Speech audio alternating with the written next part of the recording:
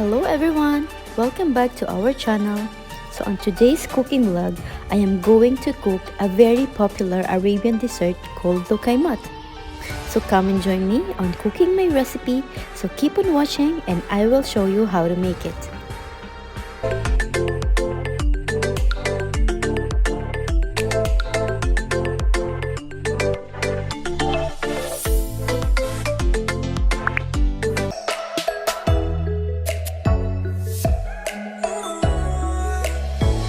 So guys, this recipe is very easy to make, yet so delicious. Let's make it simple. Ingredients are few and easy to find, and I'm sure you all have this in your kitchen right now. We need only 6 basic ingredients.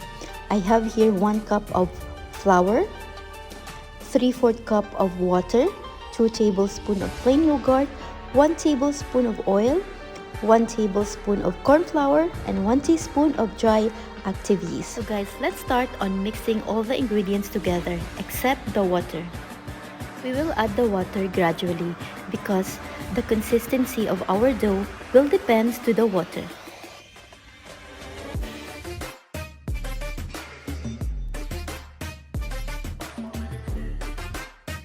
Just mix all the ingredients until well combined.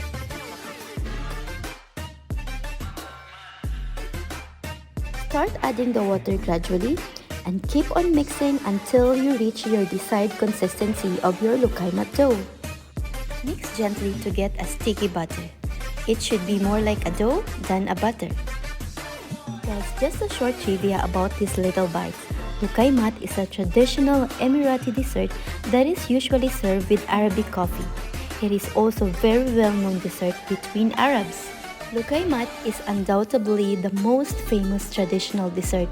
Though a bit calorific, these are too good to resist.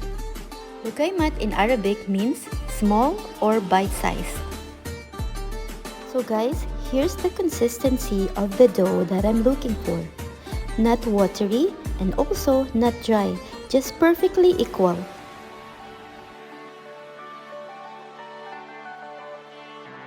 Cover the mixing bowl with a plastic wrap or a muslin cloth and allow to rest for a couple of hours in a warm place till it has doubled in size.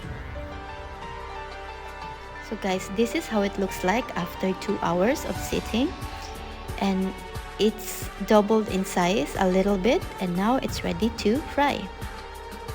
So guys, I have here my pan and heating up some oil in it and making sure that the oil is hot before dropping each LUQAIMAT. And make sure that the fire is not too high so our LUQAIMAT will cook evenly inside and out. Next, drop the butter by spoonful. Dipping the spoon in water in between prevents the butter from sticking to the spoon and make it easier to drop. Alternatively, you can drop the butter in a Ziploc bag. Cut out the corner of the bag and push to get a small ball of the butter in your hand. Drop this ball immediately in oil. You can dip your hand in water to avoid sticking.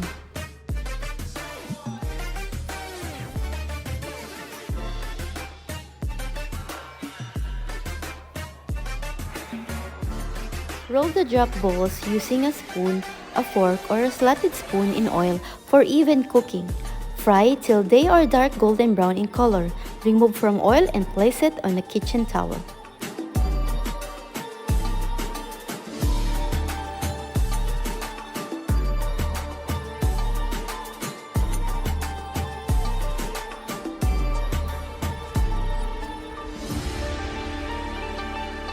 So guys, here's my LUQAIMAT. I place them in a serving bowl and I'm going to pour some date syrup on top. You can also sprinkle with some sesame seeds if you want. The classic LUQAIMAT always top with date syrup or a dark molasses. But of course, you can top yours with your favorite sauce like chocolate sauce or anything you think it will taste better. So guys, I'm just drizzling some date syrup on top of my LUQAIMAT, and this syrup is the one will give the sweetness in every bite. And it's best to relish while it's warm. So guys, I inserted this video clip of mine just to show you and to give you an idea how they are usually selling LUQAIMAT on the street.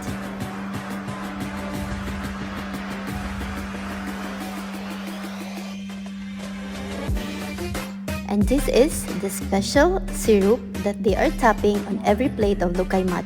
The price of each LUQAIMAT plate ranges from 10 dirham to 20 dirham and sometimes depends to the place or to the area where you are buying it.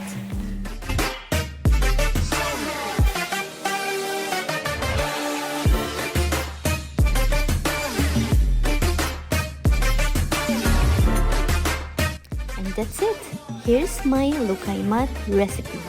Very simple and very easy, and it's ready to serve and to enjoy. I hope you guys will give my recipe a try, and if you like this video, give me a thumbs up, leave some comment down below, tap the notification bell so that you are always updated every time I have new upload. And of course, don't forget to subscribe to my channel. Life is so beautiful, guys. Keep smiling. Thank you for watching and see you on my next video. Bye!